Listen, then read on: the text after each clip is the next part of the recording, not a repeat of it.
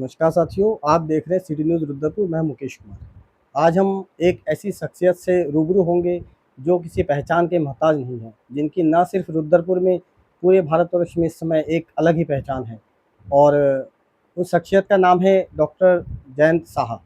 आइए हम इनसे बात करने की कोशिश करेंगे किस तरीके से ये लोगों के मन को गुदगुदाते हैं और एक अपनी अलग पहचान इन्होंने कवि के क्षेत्र में बनाया है। डॉक्टर जयंत साहा जी, सबसे पहले आपको सिटी न्यूज़ की तरफ से बहुत-बहुत स्वागत है। धन्यवाद। और सिटी न्यूज़ देखने वाले सभी दर्शकों को मेरा नमस्कार। जी, आपसे जानना चाहेंगे कि आपने एक अलग पहचान बना रखी है कवि के क्षेत्र में, तो आप जो ये कवि पाठ करते हैं, तो ये क्या किन-किन क्षेत्रों में आप इसमें जाते हैं? देखिए, पहले मैं मंच पर नहीं था, पहले तो मैं लिखता था। चूँकि हमारे यहाँ वाचिक परंपरा का या मंचीय कविता का बहुत ज़्यादा स्कोप नहीं था और उसके बाद मैं मंच पर आया धीरे-धीरे। तो अब तक मैं 100 से अधिक कवि सम्मेलन कर चुका हूँ और पूरे भारत में अलग-अलग स्टेट में, राजस्थान हो, चाहे एमपी हो, चाहे आंध्र प्रदेश हो, चाहे पश्चिम बंगाल हो, अभी सिक्किम का दौरा करके आया हूँ। बाकी ये लखनऊ, बनारस या आपके प्रयागराज वगैरह तो है ही है। अ, कहते हैं जहाँ ना पहुँचे रवि वहाँ पहुँचे कवि। तो ये भारत में पूरे कोने-कोने में अभी इन्होंने कहा कि मैं सिक्किम का दौरा, जो कि एक भारत के बिल्कुल लास्ट की तरफ एक कोने में पड़ता है, वहाँ भी इन्होंने दौरा किया है। तो पूरे भारतवर्ष में इस तरीके के इनके कविता पाठ होता रहता है। इनसे हम जानने की कोशिश करेंगे कि क्या ये हमारे दर्शकों को कुछ सुनाना चाहेंगे? देखिए, आपने अभी कहा कि कोने-कोने में, तो कोने-कोने में भी गया हूँ और बीचों-बीच भी गया हूँ। ऐसी जी। कोई बात नहीं है कि मेरे पास कोई अभेद रचनाएँ नहीं है कि मैं कोने-कोने जाके ही पढ़ता रहूँ। तो 4 पंक्तियाँ रखता हूँ, मैं हाथ से लिखता हूँ मंचों के लिए कि प्रेमी बोला प्रेमिका से, तुझसे जब बिछड़ के ऐसा लगता है ज़िंदगी ठहर गई है। प्रेमी प्रेमिका के बीच वार्तालाप हो रहा है और उसके बीच बुबू की एंट्री होती है। बुबू उत्तराखंड में दादा नाना उनको कहते हैं। तो आप आनंद लीजिएगा कि प्रेमी बोला प्रेमिका से, तुझसे जब बिछड़ के ऐसा लगता है जिंदगी ठहर गई है। तेरी आंखों से ही देख लेता हूँ दुनिया सारी, चाहत भी मेरी हद से गुजर गई है। तो पास खड़ा बुबू जो चढ़ाने आया जानवर, उसके मन में खुशी सी लहर गई है। बोला जिसकी आंखों से तू देखता है सारा जहां, झाँक के बता मेरी भैंस किधर गई वाह, वाह, है। वाह, वाह! बहुत ही एक सुंदर जो कवि पाठ इन्होंने सुनाया है। कहीं न कहीं आज के भागदौड़ भरी ज़िंदगी में लोगों को थोड़ा-सा एक सुकून, एक आनंद इस तरीके के कविता पाठ से भी आता है। इसके अलावा इन्होंने अपने बहुत ही ऐसे-ऐसे रचनाएँ दिया है कि सुनते ही बनती है। अभी कुछ दिन पहले इन्होंने एक जो टीवी में प्रोग्राम आता है लोरा जी का, उसमें भी इन्होंने अपने कुछ प्रोग्राम दिया था, प्रस्तुति दिया था। तो इनसे एक कुछ और जानना चाहेंगे कि कुछ ऐसा भी सुना है जिससे एक मन में एक हास्य व्यंग आए? देखिए, एक्चुअली में हँसाना सबसे कठिन काम है, टेंशन देना बड़ा आसान होता है और आज के युग में सब लोग टेंशन में रहती ही है।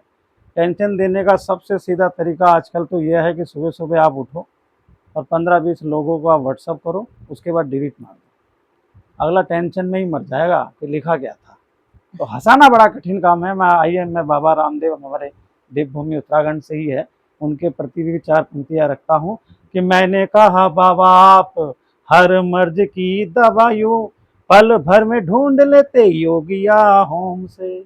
चारों ओर गूंज रहा आपका यश गान, पत्थर से पेट को बना देते मोम से। वाह! तो सांस को काबू करने का मंत्र तो सिखा दिया, सांस में श्लेष अलंकार है कि सांस सांस को काबू करने का मंत्र तो सिखा दिया। बीबी का हो यंत्र कोई बताइए परफॉर्म से। वाह, वाह! बाबा बोला घर होता पत्नी वशीकरण, मैं क्यों जी बहलाता अनुलोम वाह, वाह, विलोम वाह, से। वाह, वाह! देखिए इस तरीके से ये लोगों के मन में गुदगुदाते हैं, एक अलग ही इनकी पहचान है, किस तरीके से लोगों को हँसाया जाए। हँसाना भी अपने आप में बहुत बड़ी कला है। ये इन्होंने एक सिर्फ़ कवि के उसमें नहीं, इन्होंने एक बहुत उच्च शिक्षा पीएचडी कर रखा है इन्होंने, डॉक्टर साहब हैं। तो शिक्षा के क्षेत्र में भी ये अध्यापक के रूप में भी जाने जाते हैं। तो किस तरीके से ये दोनों जानने की कोशिश करेंगे कि कवि और एक अध्यापक दोनों को किस रूप में लेते हैं? देखिए, मैं भाषा का स्टूडेंट हूँ और ये मेरा सौभाग्य है कि भाषा के क्षेत्र में ही मुझे नौकरी भी मिली और भाषा सीखने सिखाने की प्रक्रिया से मैं जीवन पर्यंत जुड़ा रहा। इसलिए भी कविताओं के साथ मेरा सीधा संबंध बना और मैंने पीएचडी भी की है तो गीता पर की है, गीतांजलि और छायावाद पर। आखिर मैं 4 पंक्तियाँ निवेदित करता हूँ। देखिए, हँसना क्या होता है कि नाउम्मीद से जो गुज़रा है, उम्मीद जगाता है वही। कि नाउम्मीद से जो गुज़रा है, उम्मीद जगाता है वही। खेला है जिसने लहरों से, पार लगाता है वही। और इतना इतना आसान नहीं होता तमाशबीन बनना इस जहाँ में। आंसू की कीमत जो जानता है, मुस्कुराता है वही। वाह, वाह, वाह! आपसे जानना चाहेंगे कि आपने जो अपना ये हँसाने का कार्यक्रम किया है, ये कहाँ-कहाँ पे आपने ये कार्यक्रम किया? देखिए, लाइव तो मंचों पर, कई मंचों पर किया है। इसके अतिरिक्त वाह भई वाह! शैलेश जी के प्रोग्राम में गए हम और DD one, DD Uttarakhand, Dehradun में भी रहा हमारा कार्यक्रम। इसके अलावा आकाशवाणी दिल्ली, आकाशवाणी आपके रामपुर, आकाशवाणी आपके देहरादून, इस तरह के प्रोग्राम तो हम जाते रहे हैं। और सबसे बड़ी बात यह है कि दिल्ली में आकाशवाणी के एफएम रेनबो पर मेरा लाइव इंटरव्यू चला है। तो देखिए एक हँसाना, एक लोगों के दिलों में बसना, ये भी अपने आप में बहुत बड़ी कला है और जिसके एक नमूना आपके सामने भी हमने पेश किया शाह जी के रूप में, जो कि समाज में लोगों को एक हँसाने का, एक मनोरंजन, लोगों को एक गुदगुदाने का काम करते हैं, लोगों को एक तनाव भरी ज़िंदगी में एक सुकून का पल देते हैं। इसके लिए हम भी इनके बहुत बड़े शुक्रगुज़ार हैं। मैं मुकेश कुमार, सिडनी।